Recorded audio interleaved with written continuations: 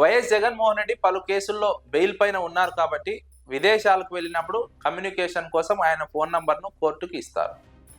ఈసారి కూడా ఇటీవల లండన్ పర్యటనకు వెళ్ళినప్పుడు వైఎస్ జగన్మోహన్ రెడ్డి అదే విధంగా ఫోన్ నంబర్ ఇచ్చి వెళ్ళారు.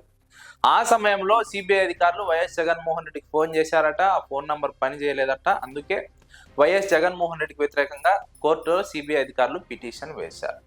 వైఎస్ జగన్మోహన్ రెడ్డి ఇప్పుడే కాదు, ఎప్పుడు విదేశీ పర్యటనకు వెళ్ళినా సరే ఫోన్ నంబర్ ఇచ్చి వెళ్తారు. అది YS Jaganmohan Reddy phone number కాదు, ఆయన వ్యక్తిగత సిబ్బందికి సంబంధించిన ఫోన్ నంబర్. ఎందుకంటే వైఎస్ జగన్మోహన్ రెడ్డి ఫోన్ వాడరు. ఈ విషయాన్ని ఇప్పటికే కోర్టుకు అఫిడవిట్ ద్వారా వైఎస్ జగన్మోహన్ రెడ్డి స్పష్టం చేశారు. ఇలాంటి సందర్భంలో సిబిఐ అధికారులు అత్యుత్సాహంతో వైఎస్ జగన్మోహన్ రెడ్డికి వ్యతిరేకంగా కోర్టులో పిటిషన్ వేశారు.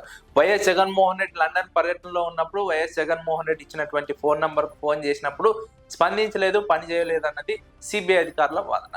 అయితే సిబిఐ అధికారులు ఆ సమయంలో ఎందుకు ఫోన్ చేశారు, వైఎస్ జగన్మోహన్ రెడ్డితో ఏం పని ఉంది, వైఎస్ జగన్మోహన్ రెడ్డితో ఏం మాట్లాడాల్సిన అవసరం ఉందని రాజకీయ వర్గాల్లో చర్చ జరుగుతుంది. వైఎస్ జగన్మోహన్ రెడ్డితో మాట్లాడాలనుకుంటే ఆయన ఇండియాకు వచ్చిన తర్వాత మాట్లాడవచ్చు, లేదంటే అంతకు ముందే వైఎస్ జగన్మోహన్ రెడ్డితో మాట్లాడచ్చు. కానీ లండన్కు వెళ్ళినప్పుడే ఆయనకు ఎందుకు ఫోన్ చేయాలి, ఆ ఫోన్ పనిచేయలేదని ఎందుకు సిబిఐ అధికారులు కోర్టులో పిటిషన్ వేయాలి అన్నది రాజకీయ వర్గాల్లో వ్యక్తమవుతున్నటువంటి ప్రశ్నలు.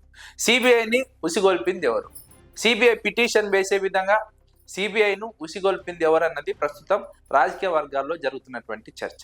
దీని వెనుక తెలుగుదేశం పార్టీ ఏమైనా ఉందా అన్న ప్రశ్న కూడా రాజకీయ వర్గాల్లో వినిపిస్తుంది. ఎందుకంటే సిబిఐ అధికారులు వైఎస్ జగన్మోహన్ రెడ్డి లండన్ పర్యటనలో ఉన్నప్పుడు ఫోన్ చేయాల్సిన అవసరం లేదు, ఆ ఫోన్ స్పందించలేదు, ఆ ఫోన్ పనిచేయలేదంటూ కోర్టులో పిటిషన్ వేయాల్సినటువంటి అవసరము లేదు. కానీ ఇక్కడ అనూహ్యంగా సిబిఐ అధికారులు రంగంలోకి దిగి వైఎస్ జగన్మోహన్ రెడ్డికి వ్యతిరేకంగా ఎందుకు పిటిషన్ వేయాల్సి వచ్చిందన్నది రాజకీయ వర్గాల్లో జరుగుతున్నటువంటి చర్చ. ఈ సందర్భంగా కోర్టు కీలక వ్యాఖ్యలు చేసింది.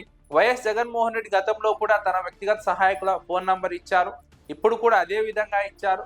అదే సందర్భంలో వైఎస్ జగన్మోహన్ రెడ్డి తన వద్ద ఫోన్ లేదని, తన పేరు మీద ఫోన్ నంబర్ లేదని, తాను ఫోన్ వాడనని ఇప్పటికే అఫిడవిట్ దాఖలు చేశారు. ఇలాంటి సందర్భంలో YS Jaganmohan Reddy phone number పనిచేయలేదని, ఆయనకు వ్యతిరేకంగా ఆ పిటిషన్ ఎందుకు వేయాల్సి వచ్చిందని ప్రశ్నిస్తూ ఆ పిటిషన్ను కోర్టు కొట్టివేసినటువంటి సందర్భంలో వైఎస్ జగన్మోహన్ రెడ్డికి ఊరట లభించింది. అయితే వైఎస్ జగన్మోహన్ రెడ్డికి వ్యతిరేకంగా కోర్టులో సిబిఐ అధికారులు ఎందుకు పిటిషన్ వేశారు, దీని వెనుక ఎవరు ఉన్నారు, వారి లక్ష్యం ఏంటి, వారి ఉద్దేశం ఏంటన్న చర్చ రాజకీయ వర్గాల్లో ప్రస్తుతం జరుగుతోంది. వైఎస్ జగన్మోహన్ రెడ్డి బెయిల్ పైన ఉన్నది. కాంగ్రెస్ ప్రభుత్వంలో వైఎస్ జగన్మోహన్ రెడ్డికి వ్యతిరేకంగా తమ మాట వినడం లేదని సోనియా గాంధీ పెట్టినటువంటి కేసులు, ఆ కేసులో తెలుగుదేశం పార్టీ ఇంప్లీడ్ అయ్యి ఆ కేసుల్లో వైఎస్ జగన్మోహన్ రెడ్డిని ఇరికించే ప్రయత్నం చేసింది.